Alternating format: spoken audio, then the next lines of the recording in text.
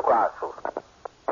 In this way, Sri Krishna, along with his elder brother Balaram, thus passed over the childhood age known as Komara, and then they stepped on the age of Prabhupada. Duration of age from the 6th year up to the 10th year. At that time, all the cowherds men conferred together and they agreed to give these boys, and after the 5th year, to give them in charge of cows in the pasturing ground. When Krishna and Balaram was given in charge of the cows, they were traversing over the Vrindavan tract of land and was purifying by the footprints of their lotus feet. It was thus accompanied by the elderly cowherds boys and Balaram. Krishna, swinging forward the cows and playing on his flute, entered into the forest of Vrindavan, which was full of flowers and full of vegetables for feeding the cows. The forest of Vrindavan was as sanctified as the clear mind of a devotee, and it was full of drones and bees and flowers and fruits, sweet chirping birds, lakes full with clear water, which simply by touching one becomes immediately relieved from all fatigues, sweet flavored breeze blowing always, making the mind and body very refreshed. And Krishna, along with friends and Balaram, after entering the forest, seeing the favorable situation, desired to enjoy the atmosphere to the fullest extent. Krishna saw all the trees overloaded by the fruits and fresh twigs. They came down to touch the ground as if they were welcoming Krishna by touching his lotus feet. Krishna was very much pleased by the behavior of the trees and the fruits and flowers and began to smile, realizing their desires, and thus began to speak with his elder brother Baladev as follows.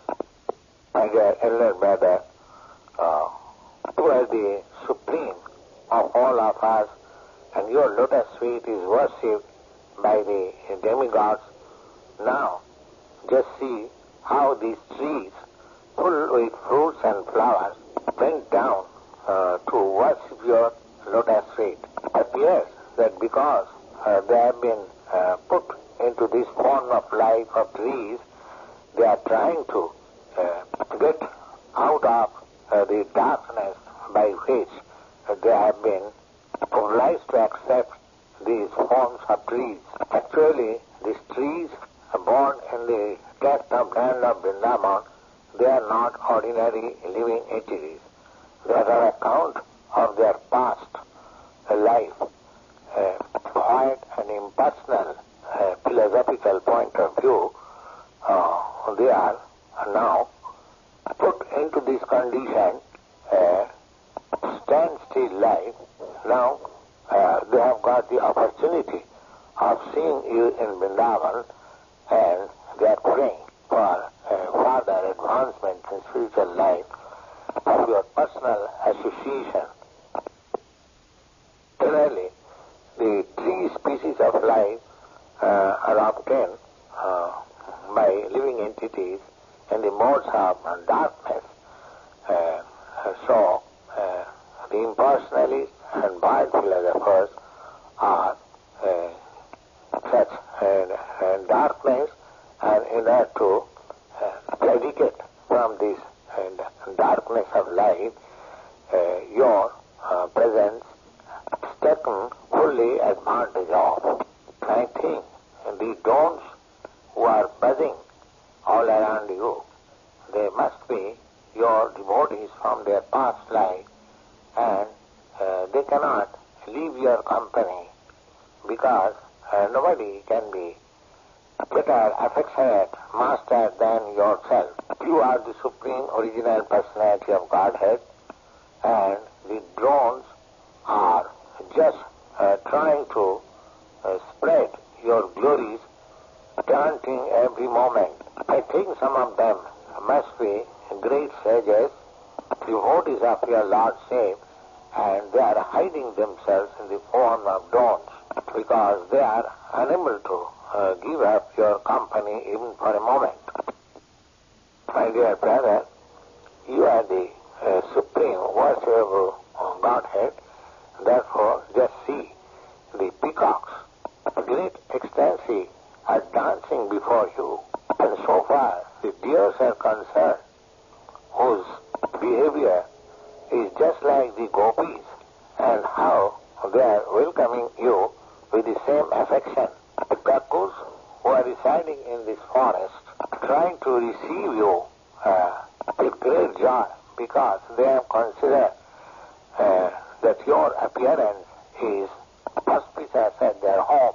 I think the residents of Vrindavan, even though they are trees and animals, they are glorified because all of them are so nice that they are prepared to welcome in their best capacity, because it is the practice of great soul to receive another great soul at home. So far the land is concerned, it is so pious and fortunate that it is marking on its body the footprints of your lotus.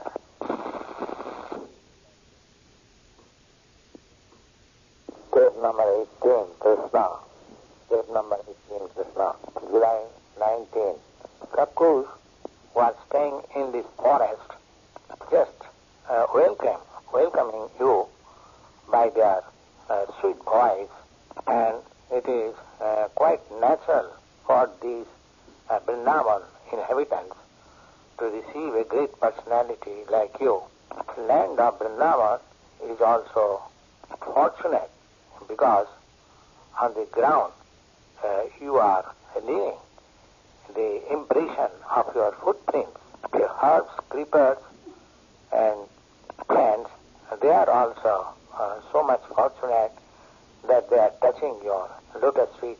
The small plants of which you are touching the twigs by your hand and nails, they are also glorious.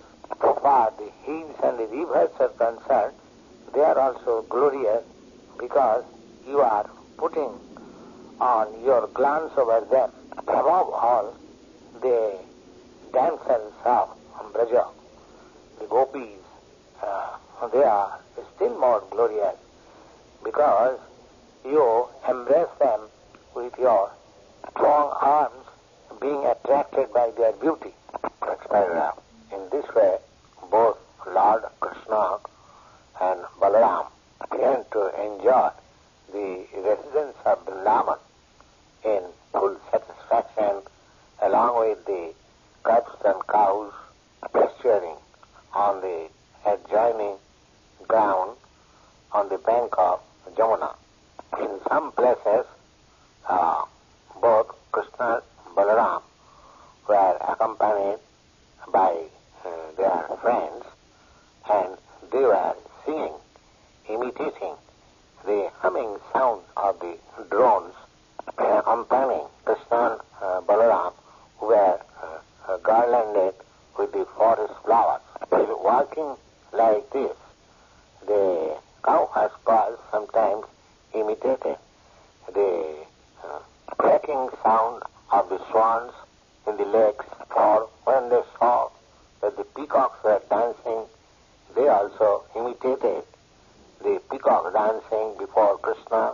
Krishna also was moving his neck in accordance with the dancing in order to cause laughing of his friends. The cows taken care by Krishna had different names, and Krishna at that time would call the cows by a particular name with great affection and love, and the cows immediately after hearing Krishna's calling, responds by a counter vibration of sound, and the cowherds, boys, friends of Krishna would enjoy these incidents to their heart's content.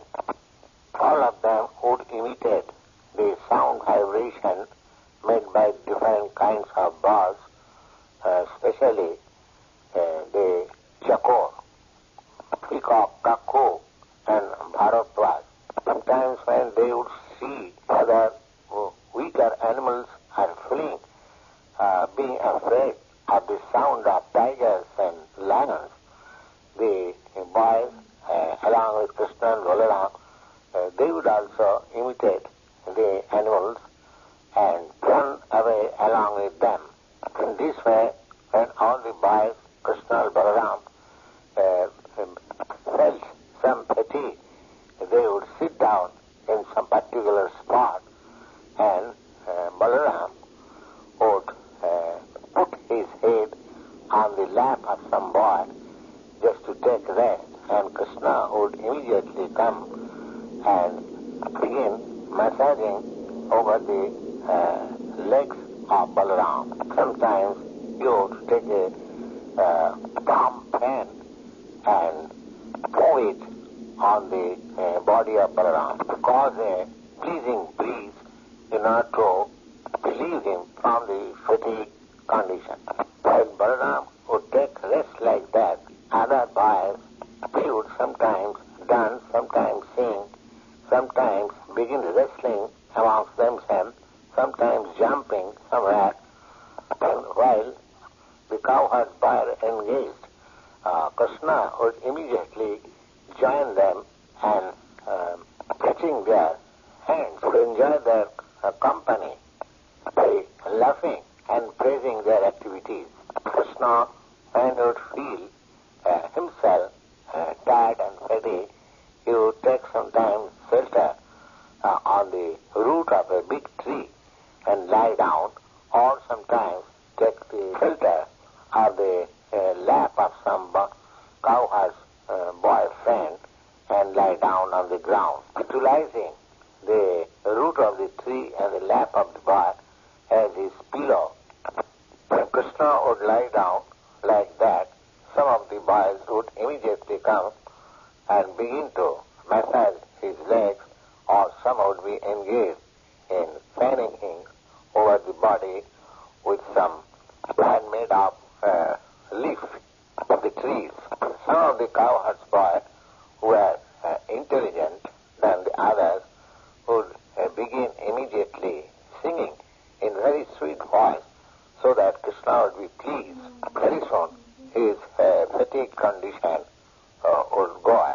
But in this way, the Supreme Personality of Godhead Krishna, whose legs are taken care of by the goddess of fortune, enjoyed himself along with the cowherds boys as one of them, expanding his internal potency, exhibiting the specific characteristics of the cowherd's boy, appearing exactly like the village boys, but in spite of his remaining just like ordinary village cowherd's boy, there were occasions when he proved himself that he is the Supreme Personality of Godhead. The third-class men who sometimes pose themselves as the Supreme Personality of Godhead and cheat innocent people, they can cheat only, but they cannot exhibit the potency of the Supreme Personality of Godhead. Next paragraph. While Krishna was engaged in his transcendental pastime, exhibiting his internal potency along with the supermost fortunate cowherd's boys, there was another chance of his exhibiting the superhuman power of Godhead when his most intimate friends like Siddham, Subal, Sloka Krishna, all of them combined together began to address Krishna as follows with great love and affection. dear Balaram, you are very powerful. Your arms are very strong. My dear Krishna, you are very expert in killing all kinds of disturbing demons. Will you kindly note that just near this place there is a big forest of the name Palavan. This forest is full of palm trees. All these palm trees are full with fruits. Some of them are falling down and some of them are very ripe even in the tree. It is a very nice place, but on account of a great demon, Dhenukāsura, it is very difficult to go there, and nobody can reach the trees to collect the fruits from there. They continue to say, my dear Krishna, my dear Balaram, this demon is there present in the form of an ass, and not only he is there, he is surrounded by similar other very demon friends, assumed in same shape of ass. All of them are very strong, and it is very difficult to approach this place. My dear brothers, you are the only persons who can kill such demons. Otherwise, no human being can go there being afraid of being killed by the demons. And what to speak of human being? Not even animals go there, or even the birds are living there. They have all left a particular place. You can just appreciate the sweet flavor that is coming from that particular place. It appears that up to that nobody has tasted the sweet fruits that are existing either on the tree or on the ground. Hare Krishna, to tell you frankly, we are very much attracted by this sweet flavor. My dear Balaram, if you like, let us all go there and enjoy these fruits. The flavor of the fruits are now everywhere spread. Don't you smell the flavor from here? In this way, when Balaram and Krishna were requested by their intimate friends, they became inclined to please their friends, and with a smiling face began to proceed towards the Talvan, being surrounded by all other cowherds' boyfriends.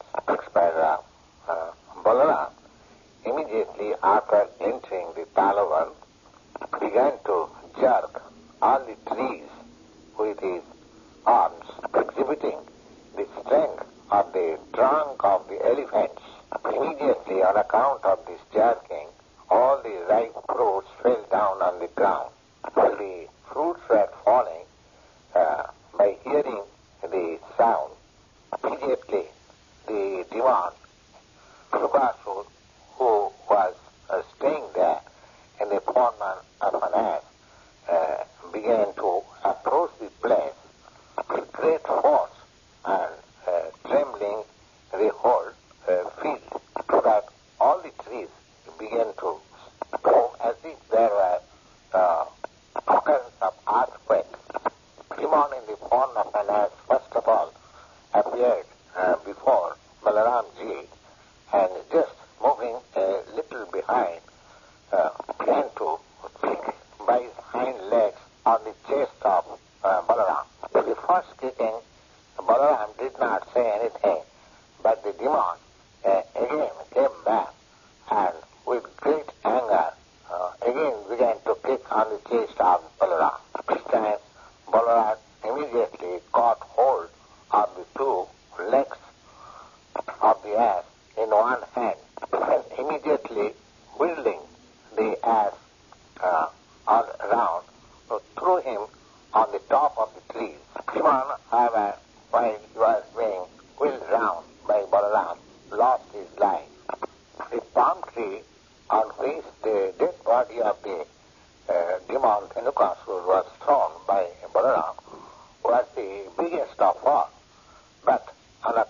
the heavy body of the demon, that big palm tree fell on other trees, and in this way several trees fell down immediately. It appeared there as if there was a great hurricane passing through the forest, and all the trees were falling down, one after another.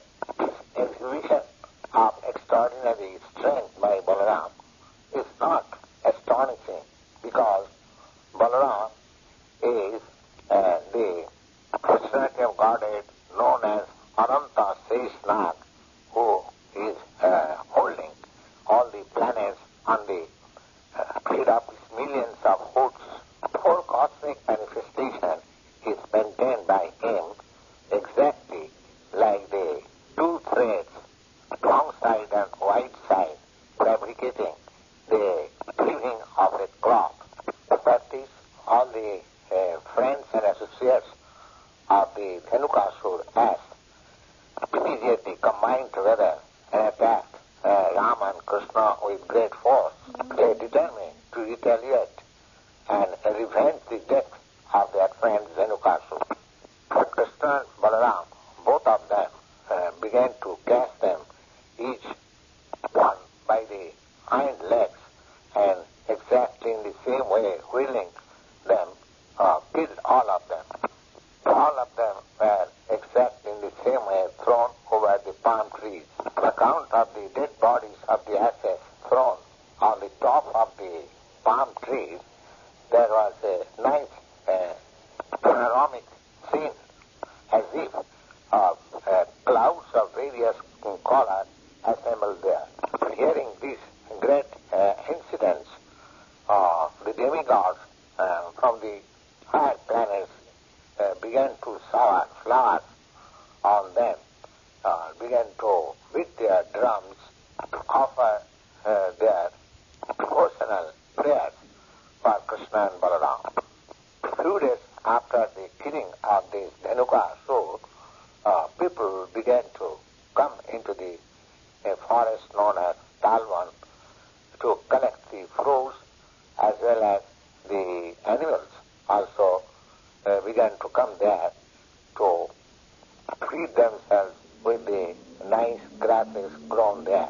Where no more afraid of the great demons known as Dhenukāsura. That is, both the brothers, Krishna and Balaram, whose activities for transcendental pastime and to chant them or to hear them means accumulation of pious activities.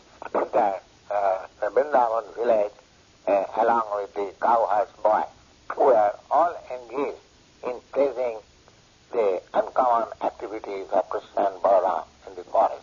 When Krishna and Balaram, along with their friends, were entering the village, they were engaged in blowing their flutes. Their face was smeared with the dust caused by the milking of the cows. Their face was decorated with tilak spots, as well as Krishna's head was decorated with peacock feathers, and both of them were engaged in playing the flute. Young gopis were very much engladdened to see Krishna return back at home. All the gopis in Vrindavan remained very much morose during the time on account of Krishna's absence from Vrindavan village, and thinking of Krishna in the forest, how he was holding the cows in that lecturing ground full with pebbles and stones. But when they saw Krishna back at home, all their anxieties were immediately relieved, and they began to see the face of Krishna as if the drones were hovering over a lotus flower with honey.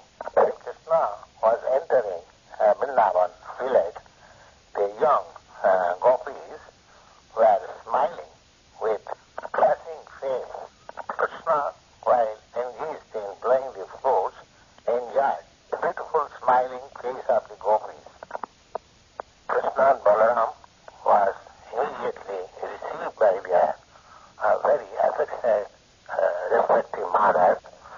Yashoda and Rahini, and according to the time and demands, they began to fulfill the desires of their affectionate sons.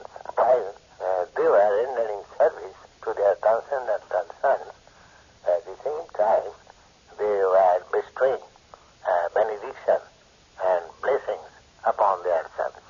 Two mothers took care of their children by bathing them and dressing them very nicely. Krishna was dressed in three-collar garments, and Baladev was dressed in a unicollar garment, and they were given all sorts of ornaments and flower garlands. Thus, they were relieved from all kinds of fatigues out of their whole day work in the pasturing ground and walking back to home, and now they looked very nice and beautiful and refreshed. Now they were given very palatable, nice dishes to eat by the mothers, and they very pleasantly took up all those good stuff, and after eating they were seated nicely, clean bearing, and they sat down, and the mothers began to sing various kinds of their activities. But the transcendental children felt asleep, and immediately they sat down on the bedding, and very quickly they became fast asleep. In this way, the two brothers, Krishna and Balaram, used to enjoy the Vrindavan life as cowherds boy. Sometimes Krishna used to go with his cowherds boys, friends, and Balaram, and sometimes he used to go alone also with his friends on the bank of the Jamuna, and used to tender the cows in the manner described above. This way, gradually, the summer season arrived, and during summer season, both the cows and the cowherds boy immediately became very much thirsty, began to drink the water of Jamuna, which was already made infectious by the poisonous vomit of the great snake known as Kalia. That's why, because the water was so infected, so the cowherds boys and the cows, as soon as they drank the water, immediately the poisonous effect was visible in their body, and it appeared that they are all dead and fell down on the ground without any symptoms of a living condition. Krishna himself was the life of all life, so immediately, simply by his merciful glance over them, all the cowherds boys and cows came into consciousness, and they got up in living condition. But after this incident, all the cowherds boys and cows became amazed, and they began to look one another in great astonishment. They were looking one another in great astonishment because they could understand that by drinking the water of Jamuna, they become unconscious and dead. But by the merciful glance over them by Krishna was the cause of their coming into life again. They were very much appreciating the mystic power of Krishna, who is known as Yogesha, the master of all mystic yogis. Thus, hence the Bhaktivedanta purport